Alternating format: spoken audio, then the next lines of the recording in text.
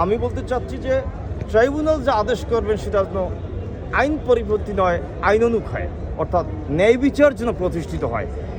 Prosecution পক্ষ যদি প্রমাণ করতে পারেন যে ডিফেন্সের এগেনিস্টে যে অপরাধ আছে, যে ধরনের অভিযোগগুলো মামলায় আছেন, সে অভিযোগটা প্রুভ করতে হবে।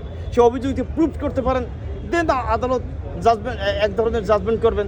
আর যদি প্রুভ করতে না পারেন তাহলে আদালত অনারেবল কোর্ট অন্যভাবে জাজমেন্ট করবেন।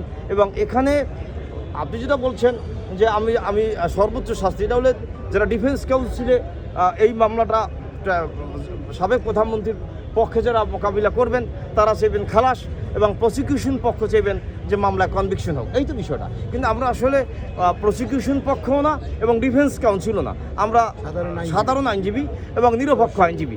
আমাদের বক্তব্যটা হলেন যে ন্যায় বিচার যাতে প্রতিষ্ঠিত হয়। যদি প্রসিকিউশন প্রমাণ করতে পারে একই ধরনের জাজমেন্ট হবে, আর প্রসিকিউশন যাতে প্রমাণ না করতে পারে তাহলে এক ধরনের জাজমেন্ট হবেন। কিন্তু বাংলাদেশের মানুষ আজকে কী চাচ্ছেন?